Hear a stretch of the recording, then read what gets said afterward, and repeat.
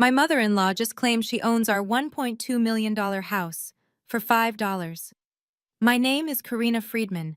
I'm 34 years old, and what happened at our Friendsgiving dinner last night still has my hands shaking. While 12 of our closest friends were laughing in the living room of the Victorian home my husband Jason and I spent 5 years saving for, I overheard my mother-in-law Margaret bragging to her sister about something that made my blood turn to ice. She wasn't just talking, she was waving papers in the air like a trophy, declaring herself the new owner of our dream home. If you're watching this, please subscribe and let me know where you are watching from. This is the story of how I turned a family dinner into a courtroom. 7 years ago, when Jason Smith and I got married, I thought Margaret's constant reminders about our income gap were just typical mother-in-law territory. Jason made $150,000 as a software engineer at a tech startup in San Francisco, while my freelance interior design business brought in around $45,000 on a good year. Jason is the real breadwinner, Margaret would say at every family gathering, her voice dripping with fake sweetness. You're so lucky he takes care of everything, Karina. The truth was, we both contributed to our dream. That beautiful 1912 Victorian in Berkeley Hills we'd finally bought 6 months ago after 5 years of saving every penny. I'd skip lattes, work extra projects, even sold my grandmother's jewelry to add to our down payment fund. But to Margaret, I was just the artistic wife who played with colors while her son did the real work. What bothered me most wasn't her dismissal of my career. It was how Jason never corrected her. Mom means well, he'd say whenever I brought it up. She's just from a different generation. Then he'd kiss my forehead and change the subject, usually to something about how we should give his mother a spare key for emergencies. I fought that battle for 3 months before giving in. What if something happens to us? Jason argued. What if there's a fire? Mom lives 10 minutes away. His brown eyes looked so concerned, so protective. How could I say no to safety? Looking back now, I see the first red flag wasn't Margaret having our key. It was Jason insisting she needed it despite my obvious discomfort. But when you love someone, you tell yourself you're being paranoid, that family is supposed to be trusted. I was about to learn exactly how much that trust would cost me. Margaret's emergency key quickly became her all-access pass. She'd appear 3 or 4 times a week, always when Jason was at work, and I was trying to meet client deadlines from my home office.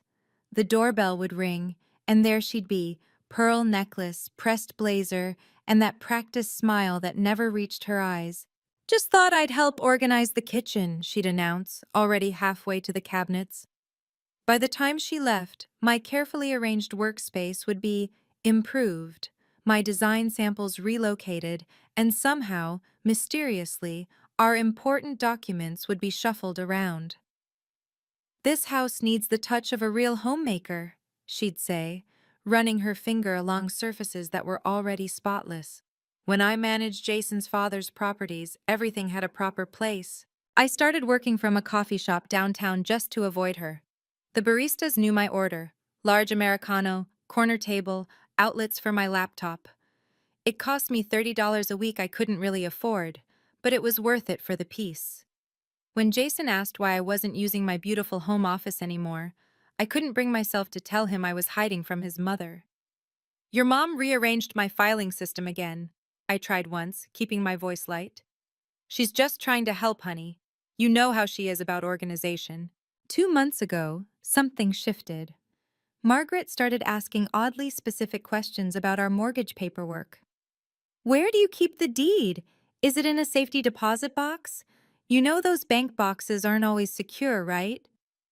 Her casual tone didn't match the intensity in her steel gray eyes. I told her everything was safely stored at Wells Fargo, but something made me move our documents to a different bank that same week. Call it intuition or paranoia. Either way, that decision would soon save everything. The real warning came 8 weeks before Friendsgiving. Jason and I were having our usual Sunday morning coffee when he casually mentioned, Mom had an interesting idea about our taxes. She says if we temporarily transfer the house title to her, we could save almost $20,000 this year. I nearly choked on my latte. Transfer our house? Jason, that's insane. Not transfer, just restructure. For tax purposes. It would still be ours. He wouldn't meet my eyes, focusing instead on stirring sugar into his cup, something he never did. Absolutely not. My voice came out sharper than intended. We're not putting our home in your mother's name for any reason. He sulked for a week, giving me the silent treatment I'd grown accustomed to whenever I disagreed with Margaret's suggestions. Then came the questions about our important documents. Hey babe, where did you say we keep the spare key to the safety deposit box? Just curious. Do we have copies of the deed here at home? One evening, I caught him in my home office, rifling through my filing cabinet. My phone was in my hand before I even thought about it, capturing him pulling out folders, checking labels, clearly searching for something specific. Lost something? I asked from the doorway. He jumped, shoving papers back hastily. Just looking for our insurance documents. Mom thinks we're overpaying. They're in the blue folder, third drawer. I watched him pretend to find them, pretend to be satisfied. Since when does your mom review our insurance? She's just trying to help us save money, Cor. Why are you always so suspicious of her? I didn't answer. But that night, I uploaded every important document to a cloud storage account Jason didn't know about, and I changed the password on our home security system, just in case. I'd spent 2 weeks planning the perfect Friendsgiving. 12 of our closest friends, including Rachel Torres, my best friend since Berkeley Law School, who now ran her own real estate practice. The dining room table was extended to its full length, decorated with amber candles and autumn leaves I'd collected from our backyard maple tree. This was supposed to be our first major holiday in the new house, a chance to show everyone we'd finally made it. The turkey was in the oven, wine was breathing on the sideboard, and Jason seemed genuinely excited for once. "This looks amazing, babe," he said, kissing my cheek as he adjusted the playlist. For a moment, I let myself believe everything was normal. At 6:30, just as our first guests arrived, Margaret swept through the front door without knocking. She wore her best St. John's suit and carried an expensive leather portfolio bag, odd for a casual dinner. "Margaret!" I forced brightness into my voice. "I didn't know you were coming." "Jason invited me weeks ago." She air-kissed my cheek, her perfume overwhelming. "Didn't he tell you?" I looked at Jason, who suddenly became very interested in greeting other guests. "Must have slipped my mind," he mumbled, not meeting my eyes. Rachel caught my expression from across the room and raised an eyebrow. I shook my head slightly. Not now. But she moved closer anyway, her lawyer instincts clearly activated. Margaret settled into the chair at the head of the table, my chair, and placed her portfolio bag prominently beside her. "I have something very important to announce tonight," she said loud enough for everyone to hear, her eyes gleaming with an excitement that made my stomach clench. I had no idea I was about to be ambushed in my own home. At 8:30 p.m., just as I was bringing out the homemade pumpkin pie, Margaret stood up, tapping her wine glass with a silver spoon. The cheerful conversation died instantly. "Everyone, I have wonderful news to share." She reached into her portfolio with theatrical deliberation. "As of today, I'm the proud owner of this beautiful home." The room went silent. Someone's fork clattered onto their plate. "Jason, my wonderful son, has transferred the deed to me for $5. Isn't that generous?" She pulled out a document and waved it above her head like a flag. "It's all legal and binding, filed with the county this morning." My knees nearly buckled. I gripped the pie server so hard my knuckles went white. Across the table, Jason stared at his plate, his face flushed red. "What?" The word came out as a whisper. I cleared my throat, tried again. "What are you talking about, Margaret?" "Oh, didn't Jason tell you? We completed the paperwork last week, see?" She held the document toward me, and I saw enough to recognize a quitclaim deed. "Your signature is right there, dear." Though I must say, your handwriting has improved. Rachel was already on her feet, moving toward the document with professional interest. May I? Without waiting for permission, she took the paper from Margaret's hand. Her eyes scanned rapidly, and I saw her jaw tighten. This is interesting, Rachel said carefully. Karina, when exactly did you sign this? I didn't. My voice was steady now, cold as winter rain. I have never seen that document in my life. Margaret's smile widened. Oh dear, are you feeling all right? Perhaps the stress of hosting has gotten to you. Jason, tell her about your meeting at the notary. The room felt like it was spinning. 12 pairs of eyes darted between Margaret's triumphant face and my frozen expression. Jason finally looked up, his voice barely audible. Karina, it's just a formality. For taxes. Mom explained it would save us. Stop. The word came out sharp enough to cut glass. My hands were shaking, but my voice was steady. You forged my signature? Nobody forged anything, Margaret interjected smoothly.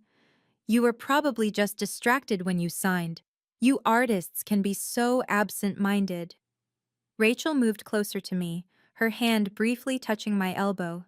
A lawyer's gesture that said, "Stay calm, I've got this." She held up the document. This signature doesn't match Karina's usual style. I've seen her sign dozens of documents. Our friend Mark, a CPA, leaned forward. Wait, you can't just transfer a house for $5. There are tax implications, gift taxes. All handled, Margaret said dismissively. I've been in banking for 30 years. I know what I'm doing. I looked at Jason. Really looked at him. The man I'd shared a bed with for 7 years couldn't meet my eyes. Did you really think I'd signed this? My voice was quiet now, dangerous. Mom said you did it online, that you... Your mother said? I laughed, but there was no humor in it. And you believed her over me? The room was suffocating. Our friends sat frozen, witnesses to the complete destruction of my marriage. Rachel stepped between me and Margaret, her voice carrying the authority of a courtroom. Margaret, if this signature was forged, we're talking about a federal crime, wire fraud, forgery, conspiracy. How dare you threaten me in my own house? Margaret snapped. Your house? I said softly. We'll see about that. Excuse me, I said, my voice eerily calm. I need to get some water. I walked to the kitchen with measured steps, feeling every eye in the room following me. Rachel was right behind me, closing the door softly. Karina, breathe. We can fix this. I know. I pulled out my phone, my fingers steady despite the rage burning in my chest. I've been preparing for something like this.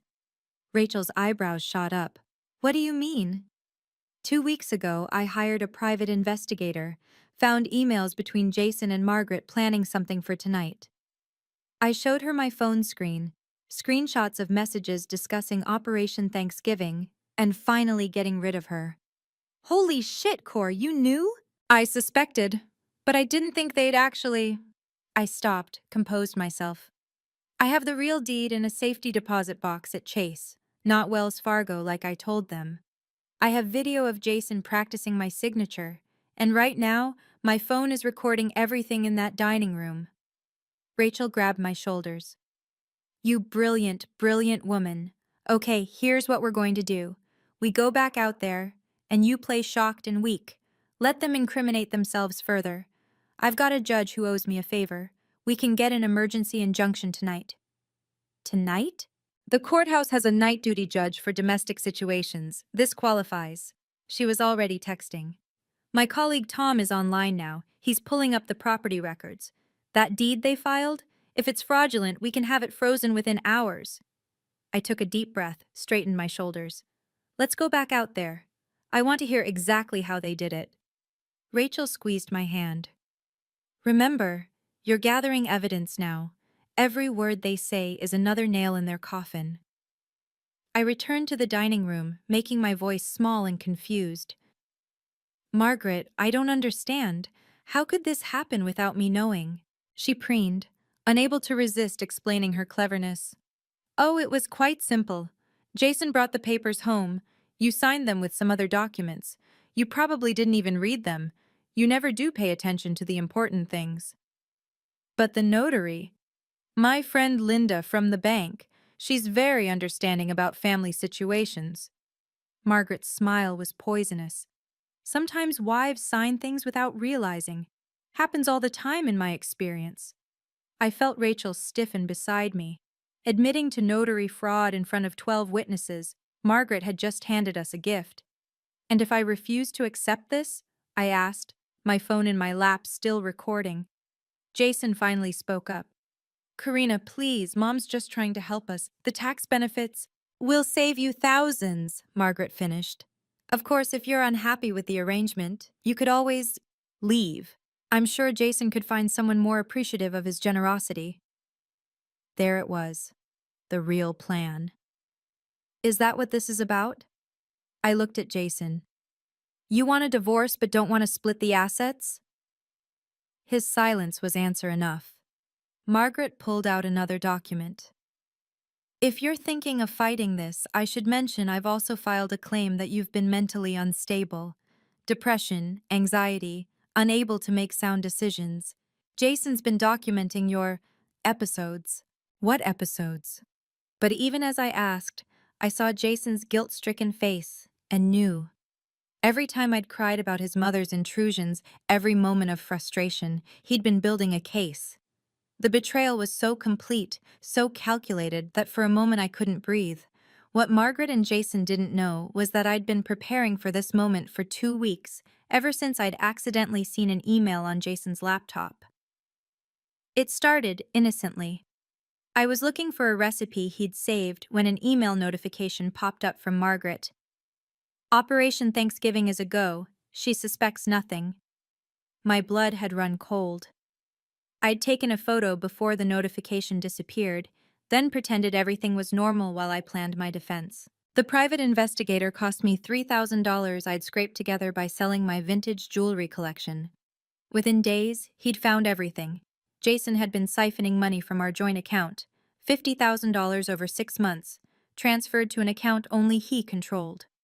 Margaret had been meeting with a real estate attorney who specialized in creative property transfers. They'd even scheduled a moving company for the day after Thanksgiving.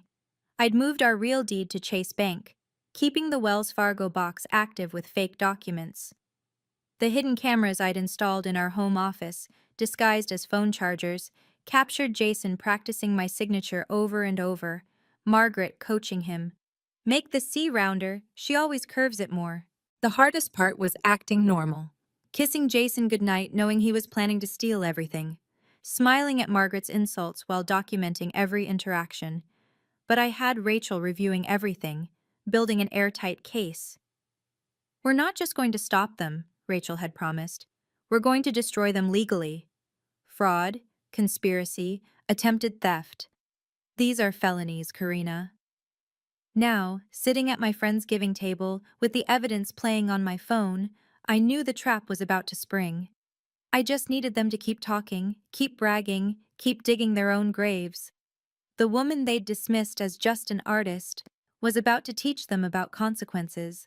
While Margaret held court in my dining room, my support network was mobilizing. Rachel had connected me with 3 crucial allies over the past 2 weeks, and each was playing their part tonight. First was Mark, our CPA friend sitting at the table, who'd already reviewed our finances at my request.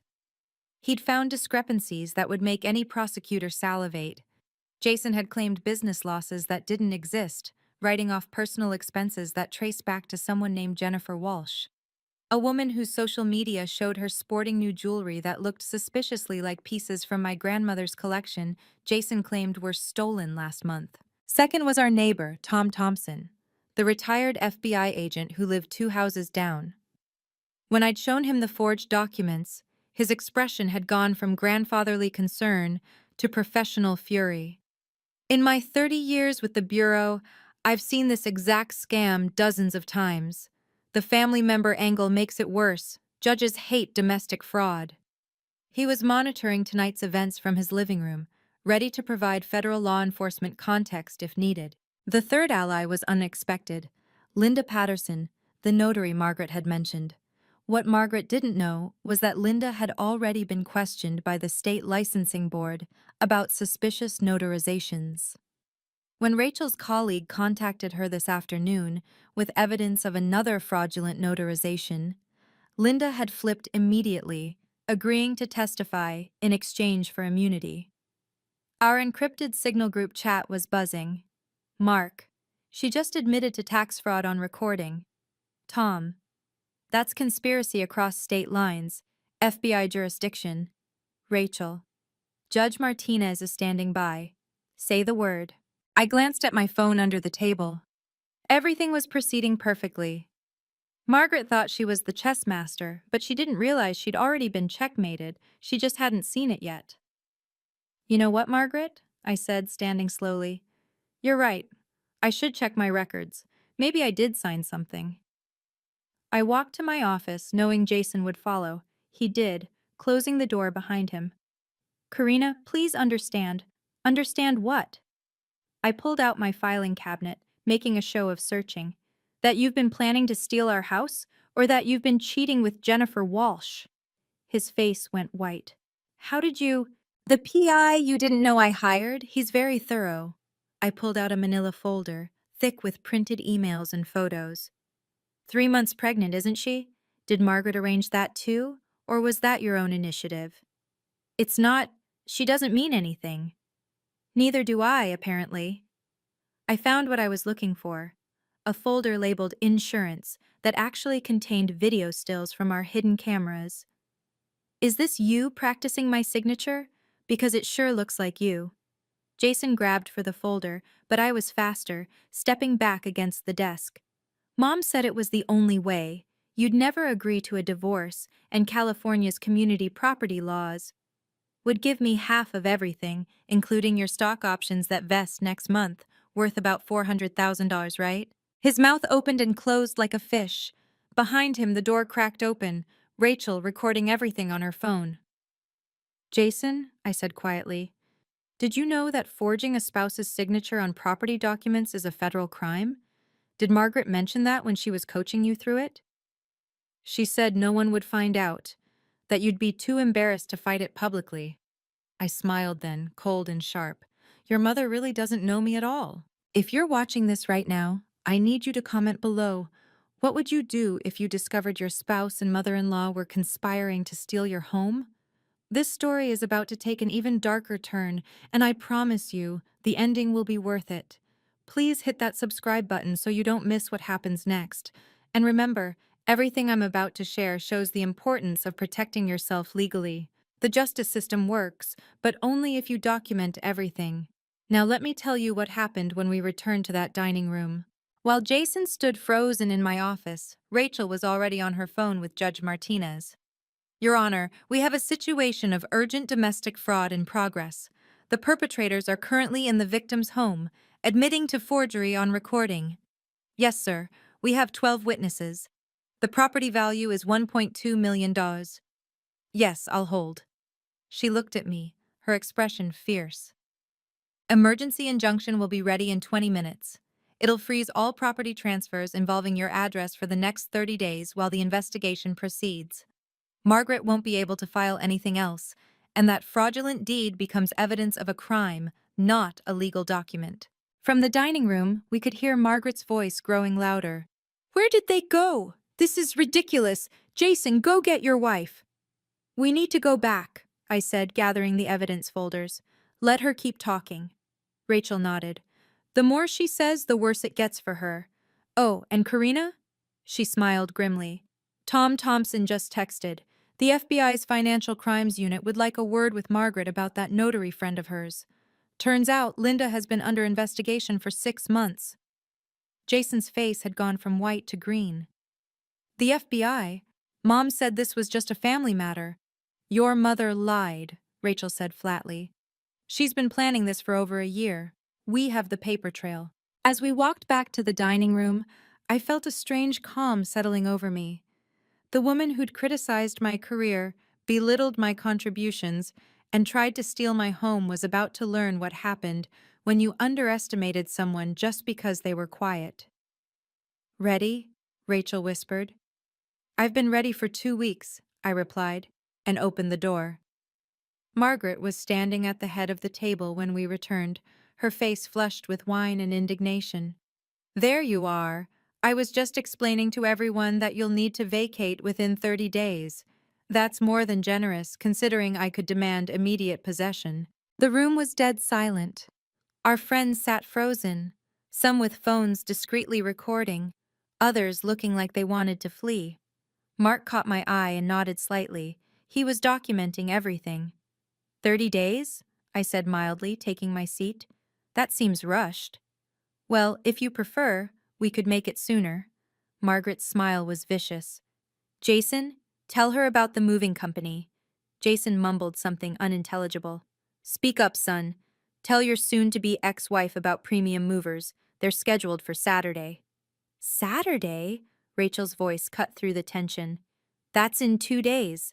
Yes, well, we wanted to avoid any unpleasantness. Margaret pulled out another document. I've also taken the liberty of drafting a separation agreement. Very generous, considering the circumstances. Karina gets to keep her little design supplies and her car. The 10-year-old Honda, she added with a sneer. How thoughtful, I said. And what circumstances would those be? Your mental instability, of course. Jason's been documenting everything. The crying fits, the paranoia about me visiting, the erratic behavior. Any judge would see you're unfit to manage property. Our friend Sarah, a therapist, spoke up. That's not how mental health evaluations work at. I don't recall asking for your input, Margaret snapped. Then turning back to me. If you fight this, Karina, I'll make sure everyone knows exactly what kind of person you really are. Unstable, ungrateful, unfit. The threat hung in the air like poison gas, and I knew it was time. I picked up the quitclaim deed Margaret had been waving around, studying it with the calm focus I used when selecting paint colors. Margaret, this is fascinating, but I have a few questions about this signature. What about it? Her voice was sharp, defensive. Well, for starters, I always sign Karina M. Friedman, with my middle initial. This just says Karina Friedman. I held the paper up to the light. Also, the notary seal. Linda Patterson, you said? Isn't she the one under investigation by the state licensing board? Margaret's face flushed. How could you possibly know? And this date, I continued, as if she hadn't spoken. November 15th. I was in Los Angeles that day, at a design conference. I have receipts, registration records, and about 40 Instagram posts from other attendees showing me there. Rachel leaned forward. That would make it physically impossible for Karina to have signed this in person, as the notarization claims. She could have signed it before, Jason started. No, Mark interrupted, pointing at the document. The notary stamp specifically states personally appeared before me on this date. If Karina wasn't there, that's notary fraud. Margaret snatched the paper back. You're lying. Jason said you were home that day. Jason says a lot of things. I pulled out my phone, showing my Google timeline. But GPS doesn't lie, neither do credit card records, or the Uber receipts from LAX. The room was electric with tension. Our friends were no longer pretending not to watch. Everyone was openly staring as Margaret's confident facade began to crack. Even if there was some minor discrepancy, Margaret stammered, the deed has been filed. It's legal now. Is it though? I asked softly. Because I wonder what the FBI will think about it. The FBI? Margaret laughed, but it sounded forced. Don't be dramatic. I'm not being dramatic, I'm being factual. I stood up, my voice carrying clearly through the room. 10 days ago, I filed a report with the FBI's Financial Crimes Division. Forgery of a signature on property documents worth over $1 million? That's wire fraud. That's a federal crime. Jason jerked back in his chair. You did what? I protected myself. When I found your practice signatures in the trash, yes, Jason, you should have shredded them. I knew I needed help beyond local police. I turned to our guests. Tom Thompson, our neighbor, used to be FBI. He helped me file the report properly. Rachel stood up beside me. The agents are actually very interested in this case.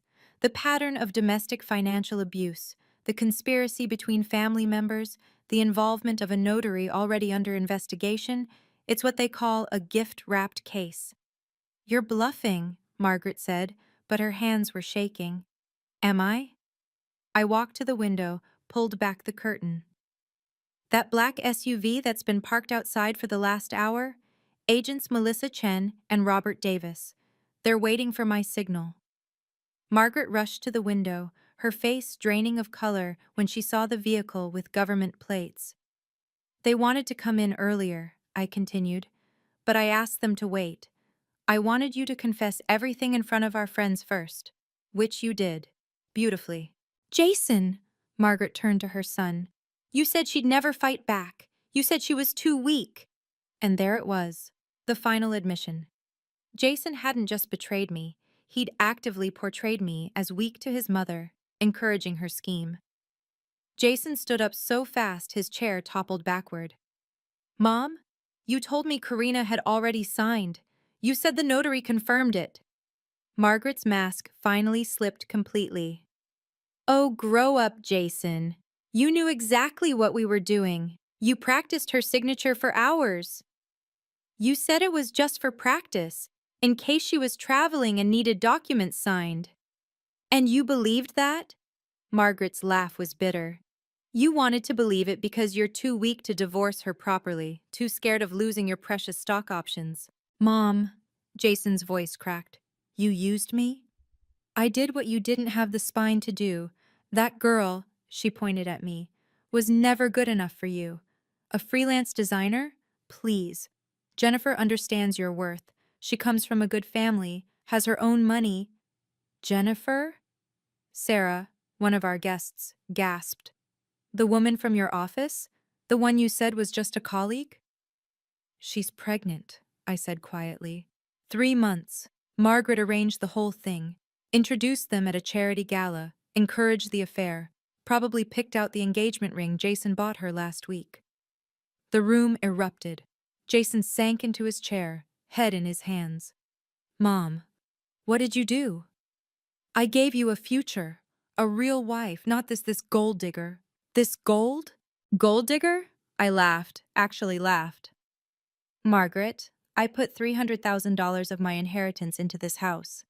Every penny from my grandmother's estate. Jason gambled away nearly that much on crypto and online poker, which you helped him hide. Who's the gold digger here? Margaret's mouth opened and closed, but no words came out. For the first time since I'd known her, she had nothing to say. I walked to my office and returned with a leather portfolio, nicer than Margaret's, a detail that didn't escape her notice. Since we're sharing documents tonight, I have some of my own. I laid them out methodically on the dining table, like a prosecutor presenting evidence. Email conversations between Margaret and Jason planning tonight's ambush. Video stills of Jason practicing my signature, date and time stamped. Bank records showing unauthorized withdrawals from our joint account. And my personal favorite. I placed down a printed screenshot. Margaret's text to someone named Richard Blackwood. Once I have the house, we can flip it for double. My idiot son and his wife will never know what hit them. You went through my phone? Margaret shrieked. No, your friend Richard's wife did, during their divorce proceedings. She was very interested to learn about your relationship with her husband. I smiled coldly. She's witness number 7 for the prosecution. Rachel picked up the narrative thread seamlessly. The FBI has been building a RICO case, Racketeer Influenced and Corrupt Organizations Act. When multiple people conspire to commit fraud, it becomes organized crime. The penalties are severe. 20 years federal prison, Tom Thompson said from the doorway. He'd been listening from the kitchen. Plus asset forfeiture. Margaret, they can take everything you own. Our 12 dinner guests were transfixed. Someone, I think it was Mark's wife, was live streaming on Instagram. The viewer count was already at 3,000 and climbing. This is insane! Margaret grabbed for the documents, but I was faster, sweeping them back into the portfolio. No, Margaret, this is justice, and we're just getting started. I pulled out my phone. Should I invite the agents in now, or would you like to confess to anything else first? Margaret's desperation transformed into pure venom. You little bitch! You think you've won? I'll destroy you. I know about your anxiety medication, your therapy sessions after your mother died. I'll tell everyone you're mentally unstable. Go ahead, I said calmly. Taking care of my mental health after losing my mother isn't a crime. Forging signatures is. She turned to the room, wild-eyed. She's lying. She's always been jealous of my relationship with Jason. She probably forged these documents herself. Margaret, Rachel said, holding up her phone, you might want to stop talking. Your lawyer is texting me. He's dropping you as a client. Margaret snatched the phone, reading the message. Her lawyer had seen the live stream and wanted no part of a federal fraud case. Her face went from red to purple to white in seconds. I'll burn this house down before I let you keep it, she screamed. Tom Thompson stepped forward. Ma'am, you just made a terroristic threat in front of 13 witnesses and on live stream. That's another felony. Margaret pulled out her phone with shaking hands, trying to call someone, anyone, for help. But word was already spreading through her social circle. The live stream had gone viral. Comments were pouring in.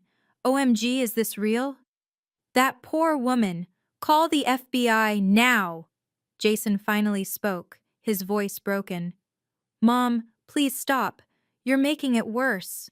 Shut up, she rounded on him. This is your fault. If you'd been man enough to handle your wife, to handle me, I stepped forward.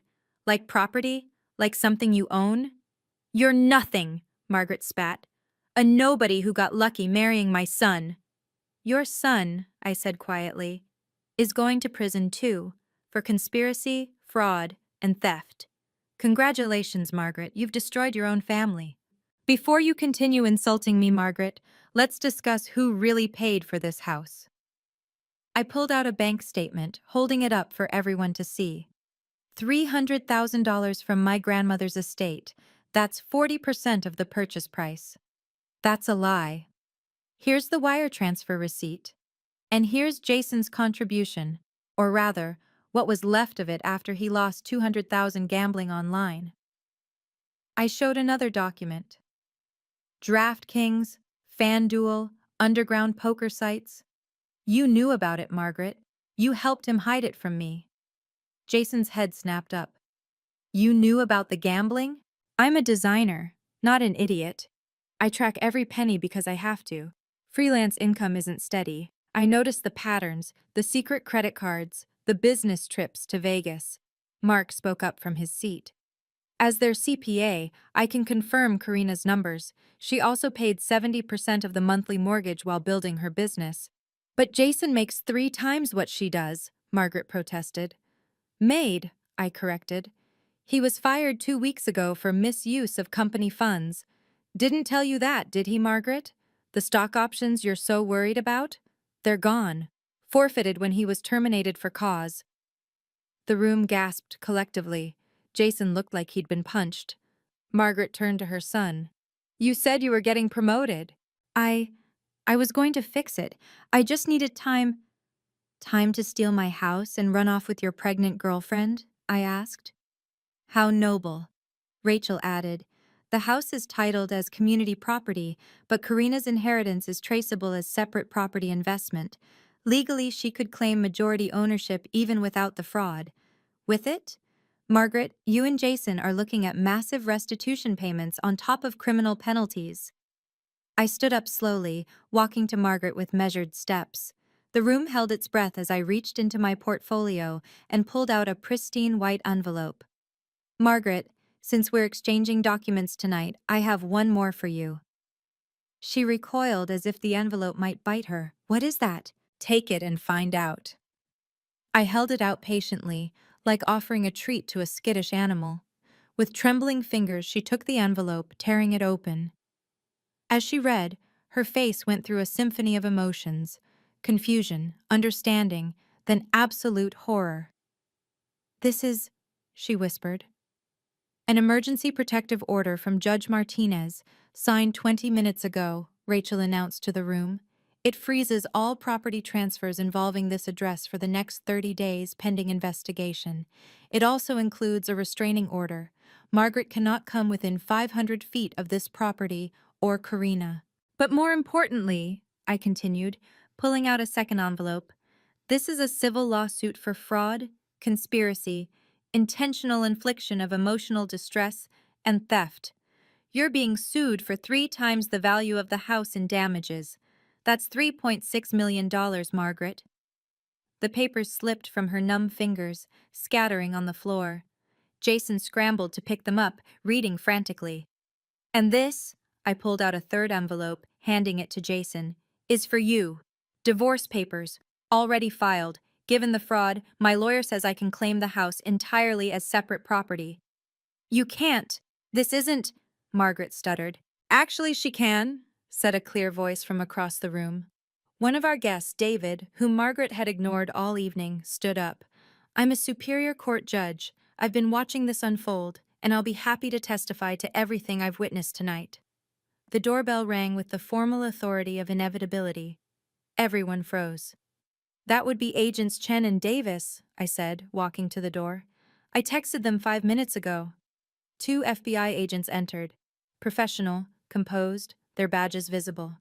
The woman, Agent Chen, surveyed the room while Agent Davis focused on Margaret. "Mrs. Margaret Smith?"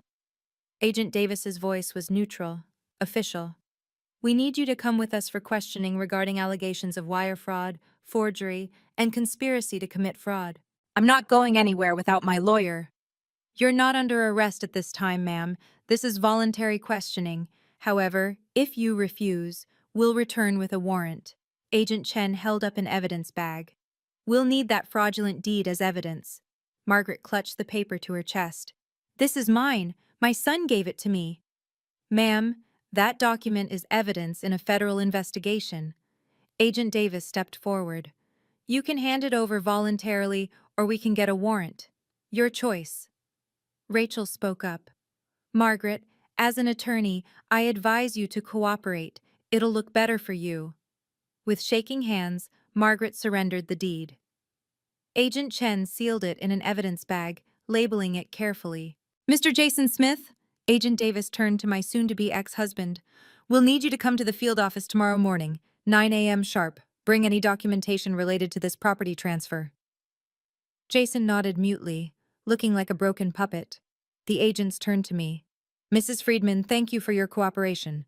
The prosecutor will be in touch within 48 hours." As they prepared to leave with Margaret, Agent Chen paused. "Oh, and Mrs. Smith? That notary, Linda Patterson? She's already in custody. She's been very cooperative." Margaret's collapse was total and devastating. She sank into a chair, her perfect composure shattered like expensive crystal. The woman who'd walked into my home with such arrogance was now a trembling shadow. "Please," she whispered, looking at me with desperate eyes. "Karina, please, I'm sorry. I'll give it all back. I'll tell them it was a misunderstanding." "A misunderstanding?" I kept my voice level. "You coached my husband to forge my signature. You conspired to steal my home. You tried to destroy my reputation. Which part was the misunderstanding?" "I just wanted what was best for Jason." "No." Jason's voice cut through her excuse. "You wanted control. You always have. You picked Jennifer. You planned this whole thing. You used me." "Everything I did was for you," Margaret wailed.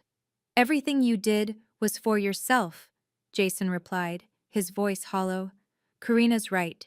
You destroyed our family." The live stream viewer count had hit 50,000. Comments flooded in supporting me, sharing their own stories of toxic in-laws, celebrating the justice unfolding in real time. Margaret tried one last manipulation. "If you send me to prison, think about what people will say. The scandal is what you did, not what happens to you because of it," Rachel interjected. "Take responsibility for once in your life." Tom Thompson stepped forward. Ma'am, I've seen a lot of criminals in my career. The ones who cooperate, who show genuine remorse, they get lighter sentences. The ones who keep lying, keep manipulating, he shook his head. Judges throw the book at them. Margaret looked around the room, searching for one sympathetic face, one ally. She found none. Even Jason had turned away from her. Get out of my house, I said quietly. Now. Are you feeling that justice finally being served? This is exactly what happens when we document everything and stand up to bullies, even when they're family. If this story is helping you recognize the importance of protecting your assets legally, please share it with someone who needs to hear it. Subscribe and hit the notification bell so you don't miss the conclusion. You won't believe what happened in the aftermath. Remember, always keep notarized copies of your important documents in a secure location that only you control. Now let me tell you how this all ended. As the FBI agents escorted Margaret toward the door, Jason made one last desperate attempt to salvage something from the wreckage. Karina, wait, please. He moved toward me, hands outstretched. We can work this out. I'll testify against Mom. I'll sign whatever you want. We can start over. Start over? I laughed, but there was no humor in it. With your pregnant girlfriend? With the gambling debts you hid? With the trust you destroyed? I made mistakes, but I love you. You practiced forging my signature for hours, Jason. That's not a mistake. That's a crime. I pulled out my phone, showing him a video. This is you, 3 days ago, telling Jennifer you'd have the house by Thanksgiving, that I was too stupid to see it coming. The room collectively gasped. On the small screen, Jason's voice was clear. Karina's so trusting, it's pathetic. Mom's right, she doesn't deserve what we have. I didn't mean. You chose your side, Jason. You chose it every time you let your mother insult me. Every time you gambled away our savings. Every time you lied. I handed him another envelope. The divorce papers are already filed. Due to the fraud, my lawyer says I can expedite it. You'll be served officially tomorrow. But the baby, Jennifer's baby, is your responsibility, not mine, though you should know Jennifer's husband called me yesterday. Oh, didn't she mention she was married? Apparently, you're not the only one she's been playing. Jason's face crumpled completely. He'd lost everything. His wife, his house, his job, his mother's respect, and now even his mistress was a lie. You did this to yourself, I said softly. Both of you did. I stood in the center of my dining room, and addressed everyone with a clarity I hadn't felt in years. Margaret, Jason, you need to leave, now. The restraining order is already in effect. Margaret, flanked by the FBI agents, turned for one last venomous look. This isn't over. Yes, it is. My voice carried the authority of someone who'd finally found their power. This is my house. Get out. Now. The room erupted in spontaneous applause. 12 friends who'd witnessed my humiliation were now witnessing my triumph. Rachel stood beside me, a protective presence. Mark's wife was still streaming, the comments flowing with support and celebration. Jason gathered his coat with shaking hands. My things will be packed and placed in storage. You can coordinate pickup through your lawyer. I stepped closer, lowering my voice so only he could hear. That key your mother used? The locks are being changed tonight. As the FBI agents escorted Margaret out, she tried one final manipulation, calling out loud enough for everyone to hear. I only wanted what was best for my grandchildren. The grandchildren you'll never meet, I replied. Any future children I have will be protected from you by law.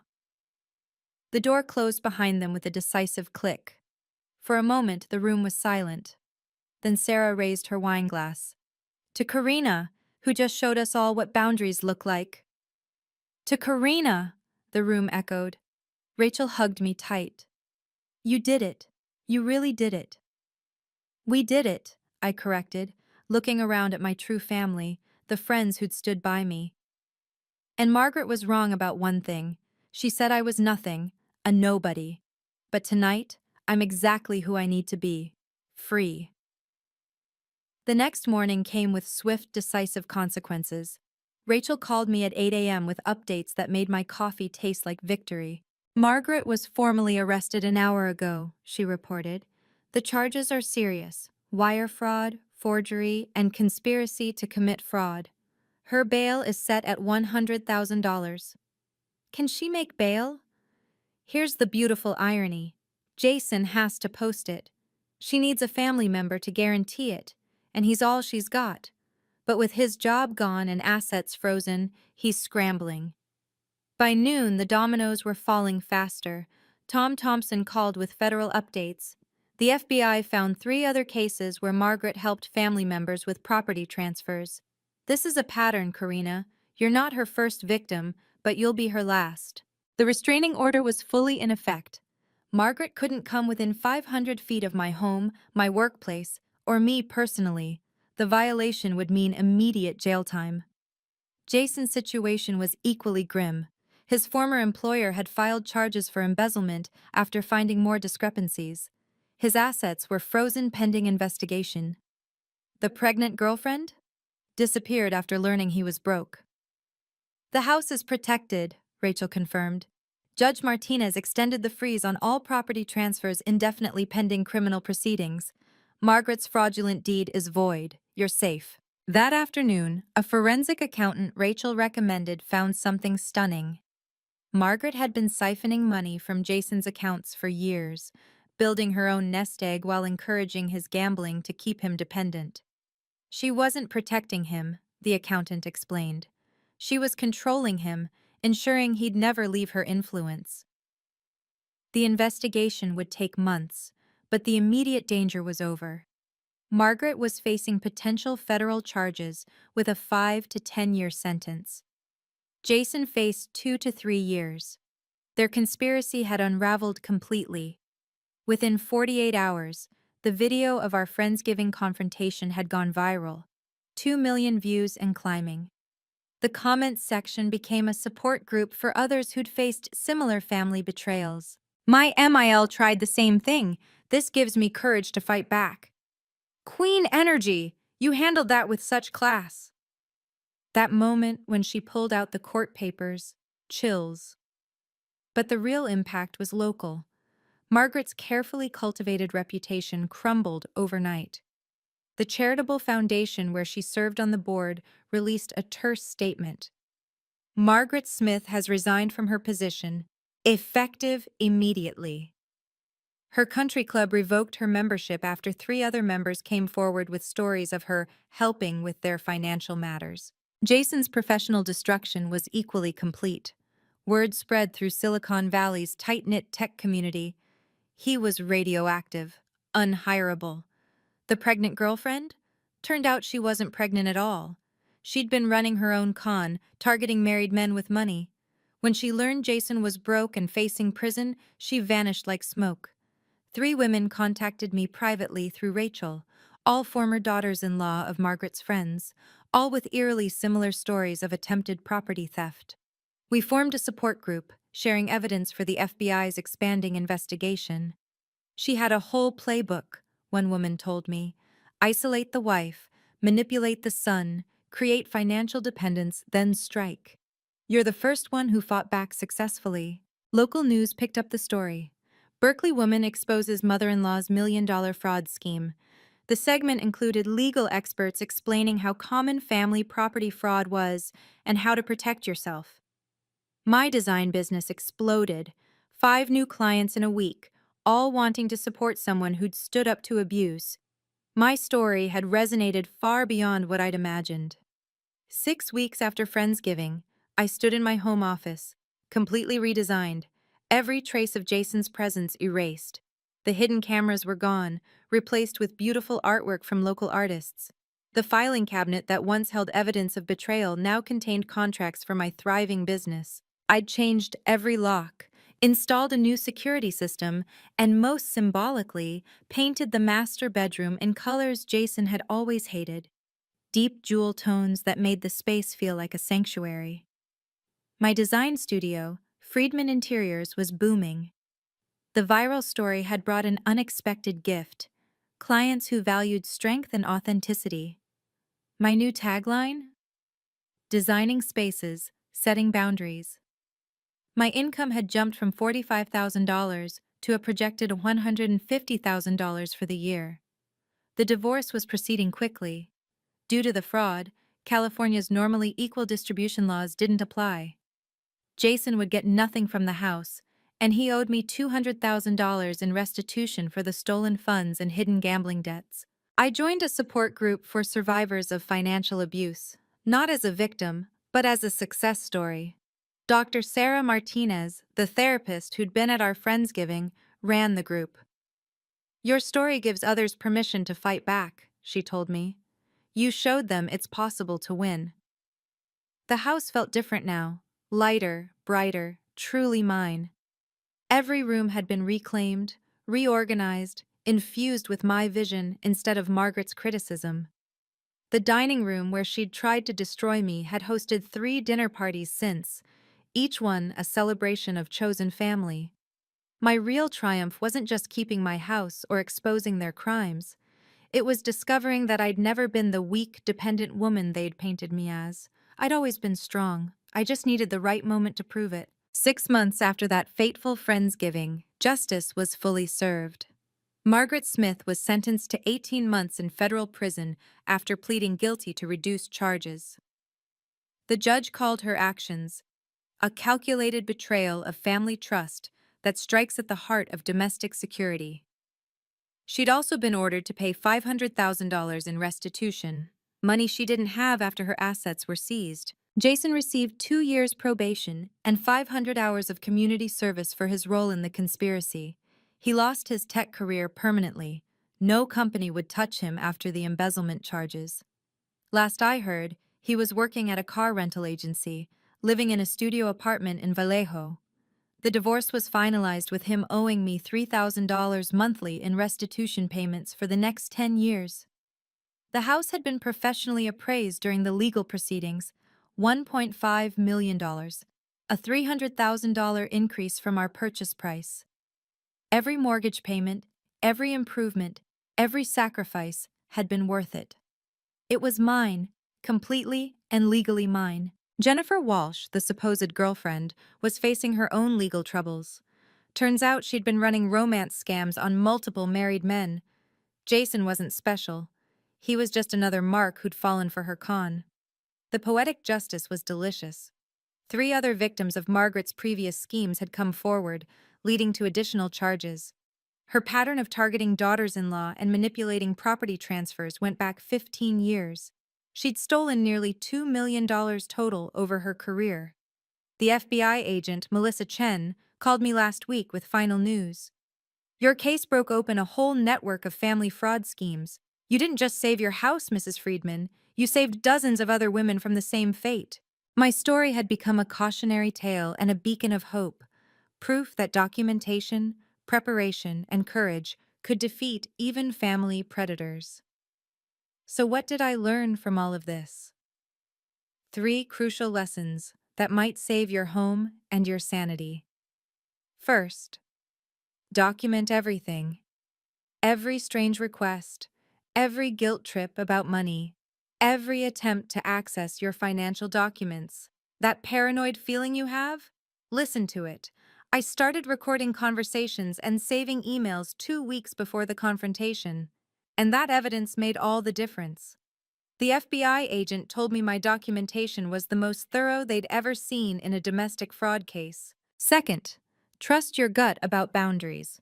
When someone, especially family, pushes against your comfort zone repeatedly, they're testing how far they can go. Margaret started with small invasions and escalated to grand theft. If I'd enforced stronger boundaries from day one, she might never have attempted this scheme. Third, your support network matters more than family ties. Those 12 friends at Friendsgiving became my witnesses, my strength, my validation that I wasn't crazy. Rachel's legal expertise, Tom's FBI connections, Mark's financial knowledge. Surround yourself with people who protect you, not people who prey on you. The phrase "family doesn't do that to family" is a manipulation tactic. Family members commit 65% of financial fraud because they have access and assumed trust. Love doesn't mean unlimited access to your life, your home, or your documents. Today, my house is my sanctuary. Every room tells the story of survival and strength. The dining room where Margaret tried to destroy me now hosts monthly dinners for women escaping financial abuse. We share resources, strategies, and hope. Boundaries aren't cruel, they're necessary. Documentation isn't paranoid, it's protective. And sometimes, the family you choose is worth more than the family you're born into. Trust, but verify. Love, but protect yourself. And always keep notarized copies in a bank only you control. If this story helped you recognize red flags in your own life, please hit that like button and share it with someone who needs to hear it. Subscribe and ring the notification bell for more real stories about justice and boundaries. Comment below. Have you checked your important documents lately? Are they somewhere only you can access? Next week, I'll be sharing the story of a woman who discovered her husband's double life through a single Costco receipt. You won't believe how deep that rabbit hole went. Until then, stay safe, stay documented, and remember, your home is your castle, and you alone hold the keys.